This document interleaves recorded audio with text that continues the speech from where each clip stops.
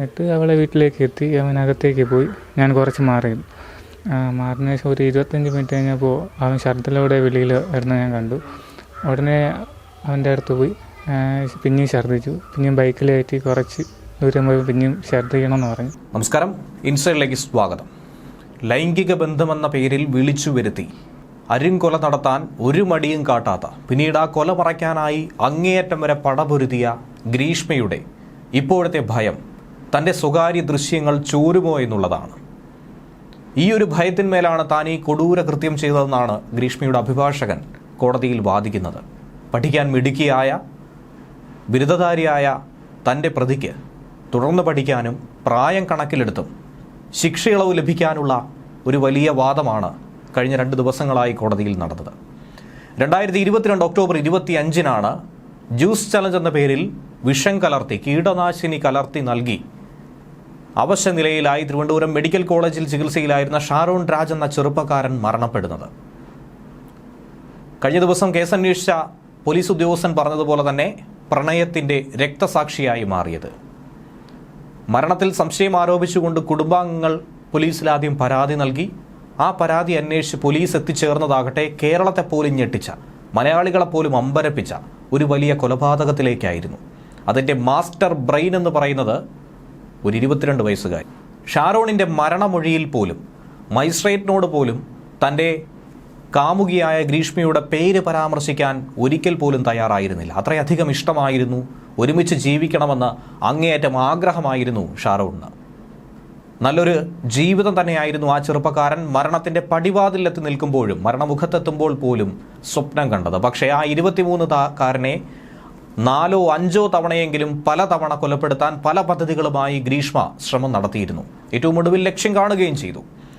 Police ആദ്യം അന്വേഷിച്ചപ്പോൾ നിരപരാധിയാണെന്ന് തെളിയിക്കാൻ അങ്ങേയറ്റം ഗ്രീഷ്മ പല തന്ത്രങ്ങളും പയറ്റി. പക്ഷേ അധിക നേരം പിടിച്ചു നിൽക്കാൻ കഴിഞ്ഞില്ല. ഗ്രീഷ്മ പറഞ്ഞ പല മൊഴികളിലും വൈരുദ്ധ്യം കണ്ടെത്തി, പലതും കള്ളമാണെന്ന് തെളിഞ്ഞു. ഓരോ കള്ളങ്ങളും പൊളിഞ്ഞു വീണു. അതിന് പിന്നാലെ മനസ്സിലായ കൊടും ക്രൂരതയ്ക്ക് അസ്വാഭാവിക മരണമെന്ന് പറഞ്ഞ് പോലീസ് എഴുതിത്തള്ളുമായിരുന്ന ഒരു സാധാരണ കേസ് കൊലപാതകമായി മാറിയത് ഗ്രീഷ്മ, അതോടൊപ്പം തന്നെ ഗ്രീഷ്മയുടെ അമ്മയും അമ്മാവനുമൊക്കെ തന്നെ അകത്തായതിന് കാരണം ഒരുറ്റ സുഹൃത്തിൻ്റെ മൊഴിയായിരുന്നു. ഷാരോണിൻ്റെ അടുത്ത സുഹൃത്തും ഈ കേസിലെ ഏറ്റവും പ്രധാനപ്പെട്ട ഒരു വ്യക്തിയും കൂടിയായിട്ടുള്ള റജിനായിരുന്നു അന്ന് ഷാരോണിനൊപ്പം ഉണ്ടായിരുന്നത്. 25 മിനിറ്റ് സമയം ഗ്രീഷ്മയുടെ വീട്ടിൽ എന്താണ് സംഭവിച്ചതെന്നുള്ളത് രജിൻ മലയാളി വാർത്തയോട് വിവരിക്കുകയാണ്.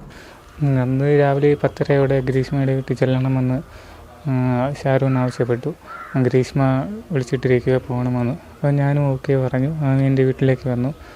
അവൻ്റെ ബൈക്കിലേക്ക് പോയിട്ടിരുന്നപ്പോൾ അവന് കാളൊക്കെ വന്നു. അപ്പോൾ ബൈക്കിൽ മാറി കയറി. ഞാൻ ഓട്ടുകയും അവൻ ബാക്കിരിക്കുകയും ചെയ്തു. പോയിട്ടിരുന്നപ്പോൾ അവളെ അമ്മയും അമ്മാവനും എതിർവശം പോകണതായിട്ട് അവൻ കാണിച്ചു തന്നു. എന്നിട്ട് അവളെ വീട്ടിലേക്ക് എത്തി. അവനകത്തേക്ക് പോയി. ഞാൻ കുറച്ച് മാറിയിരുന്നു. മാറിന് ശേഷം ഒരു 25 മിനിറ്റ് കഴിഞ്ഞപ്പോൾ അവൻ ഛർദ്ദിലോടെ വെളിയിൽ വരുന്ന ഞാൻ കണ്ടു. ഉടനെ അവൻ്റെ അടുത്ത് പോയി പിന്നെയും ഛർദ്ദിച്ചു. പിന്നെയും ബൈക്കിൽ കയറ്റി കുറച്ച് ദൂരം പോയി പിന്നെയും ഛർദ്ദിക്കണമെന്ന് പറഞ്ഞു. ഛർദ്ദിച്ചു. അപ്പോൾ പച്ചവെള്ളമെല്ലാം ഛർദ്ദിൽ പോണത് കണ്ടു. അപ്പോൾ ഞാൻ അവനോട് ചോദിച്ചു എന്തു പറ്റിയെന്ന്. അപ്പോൾ അവൻ പറഞ്ഞു അവളെ വീട്ടിൽ നിന്ന് ഗ്രീഷ്മ കഷായവും ഫ്രൂട്ടിയും തന്നു, ചതിച്ചു എന്നും അവൻ എന്നോട് പറഞ്ഞു. അപ്പോൾ നല്ല ക്ഷീണിതനായിരുന്നു. പിന്നെയും ബൈക്ക് കയറി പിന്നെയും കുറച്ച് പോയി പിന്നെയും ഛർദ്ദിച്ചു. ഞാൻ അവനെ വീട്ടിലേക്ക് കൊണ്ടാക്കി. അന്ന് വൈകുന്നേരം ഞാൻ ചോദിച്ചായിരുന്നു കുറവുണ്ടോ എന്ന് ചോദിച്ചു. അപ്പോൾ അവൻ പറഞ്ഞു ഹോസ്പിറ്റലിലൊക്കെ പോയി, അപ്പച്ചിയുടെ വീട്ടിലാണ്. അപ്പോൾ ഈ ഗ്രീഷ്മയെ പറ്റി എന്തെങ്കിലും ഷാരോൺ പറഞ്ഞിട്ടുണ്ടായിരുന്നു? ചതിച്ചു എന്ന് പറഞ്ഞപ്പോൾ എന്താ കാര്യമെന്ന് ചോദിച്ചില്ലായിരുന്നു? അല്ല, അപ്പോൾ അവന് സംസാരിക്കാൻ വയ്യായിരുന്നു, തീരെ വയ്യായിരുന്നു. എൻ്റെ തോളിലേക്ക് ചാഞ്ഞായിരുന്നു, അത്രയും വയ്യായിരുന്നു. ഇവരുടെ പ്രണയം അറിയായിരുന്നോ? പ്രണയം പറഞ്ഞിട്ടുണ്ടായിരുന്നു. ഇടയ്ക്ക് ബ്രേക്കപ്പ് ആയതും പറഞ്ഞിട്ടുണ്ടായിരുന്നു. പിന്നെ അവളായിട്ട് തന്നെ ഇങ്ങോട്ടൊന്ന് സംസാരിച്ചതും എൻ്റെ ആയിട്ടും പറഞ്ഞിട്ടുണ്ടായിരുന്നു. അതായിരിക്കാം, അങ്ങനെയായിരിക്കും. അതുകൊണ്ട് മനഃപൂർവ്വമായിട്ട് ഇവനെ കൊന്നു കളഞ്ഞത്. ഷാരോൺ ഒരിക്കൽ പോലും, അതായത് ഈ ആശുപത്രിയിൽ ചികിത്സയിലായിരുന്ന ആ സമയത്തൊന്നും ഒരിക്കൽ പോലും ഗ്രീഷ്മയുടെ പേര് പറഞ്ഞിട്ടില്ല. പക്ഷേ അവസാന നിമിഷമാണ് അങ്ങനെ ഒരു തരത്തിലേക്ക് നീങ്ങിയത്. കാരണം അത്രയ്ക്കും അവന് വിശ്വാസമുണ്ടായിരുന്നു. അവൻ മരിക്കുമെന്ന് അവൻ വിചാരിച്ചിട്ടില്ല. അപ്പോൾ അത്രയ്ക്കും അവളോട് വിശ്വാസമുണ്ടായിരുന്നു. ഇന്ന് എന്തായാലും തിങ്കളാഴ്ച ശിക്ഷാവിധിയിലേക്ക് കടക്കും. അപ്പോൾ എന്ത് ശിക്ഷ കിട്ടണമെന്നൊരു ആഗ്രഹമാണുള്ളത്? നമുക്ക് ജീവിതത്തിൽ ഇറങ്ങാൻ പറ്റാത്ത സ്ഥിതിക്ക് ശിക്ഷ കിട്ടണം. ഇപ്പോൾ ഇന്ന് കോടതിയിൽ ഏറ്റവും വലിയ വാദം പ്രതിഭാഗം ഉന്നയിച്ചത് പ്രതിയുടെ പ്രായം കണക്കിലാക്കണം, അത് മാത്രമല്ല ഇത് സാഹചര്യ തെളിവുകൾ, അങ്ങനെ ഒരുപാട് കാര്യങ്ങൾ അവർ വാദിച്ചിട്ടുണ്ട്.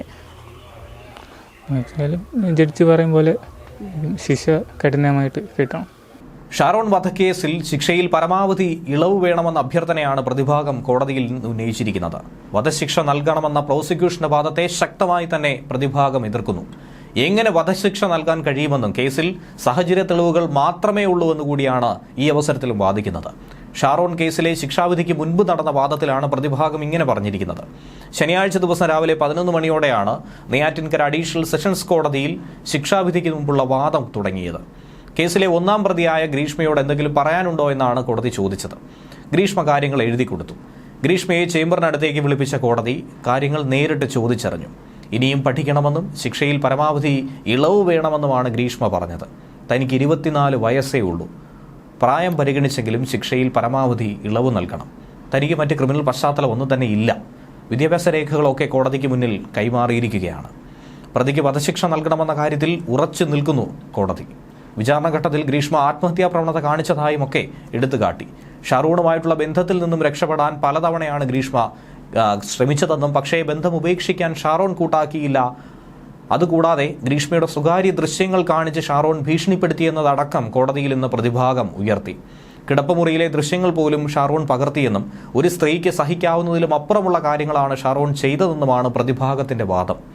ഗ്രീഷ്മയ്ക്ക് ആത്മഹത്യ ചെയ്യാനുള്ള സാഹചര്യം ഷാരോൺ തന്നെ ഉണ്ടാക്കിയെന്നും ഷാരോണിന് സാമൂഹ്യ വിരുദ്ധ പശ്ചാത്തലമുണ്ടെന്നുമാണ് പ്രതിഭാഗം കോടതിയിൽ ആരോപിച്ചിരിക്കുന്നത്. പരമാവധി ശിക്ഷയിൽ നിന്നും രക്ഷപ്പെടാനുള്ള വാദങ്ങളായി തന്നെയാണ് ഇതിനെ ഖണ്ഡിച്ചിരിക്കുന്നത്. 2022 ഒക്ടോബർ 31 ഗ്രീഷ്മയെ പോലീസ് അറസ്റ്റ് ചെയ്തത്. പിന്നീട് 111 ദിവസത്തെ ജയിൽവാസം. 2023 സെപ്റ്റംബർ 25 ഹൈക്കോടതിയുടെ ജാമ്യം. ശേഷം വിചാരണ നേരിട്ട് വരുന്ന കേസിലാണ് വിധിയും വന്നിരിക്കുന്നത്. കൊല ചെയ്യാൻ തിരഞ്ഞെടുത്ത രീതിയിലെ വ്യത്യസ്തതയും കുറ്റവാളി ഒരു പെൺകുട്ടിയാണെന്നതും കേസിനെ ഏറ്റവും അധികം ചർച്ചാ വിഷയമാക്കി മാറ്റുകയും പിന്നീട് മലയാളികൾ ഓരോ ദിവസവും കാത്തിരുന്ന നീക്കമായിരുന്നു ഏറ്റവും ഒടുവിൽ ഇപ്പോൾ 2 വർഷക്കാലത്തിനിപ്പുറം ശിക്ഷാവിധിയിലേക്ക് എത്തിച്ചേർന്നിരിക്കുന്നത്. ന്യൂസ് ഡെസ്ക് മലയാളി വാർത്ത ഇൻസൈഡ്.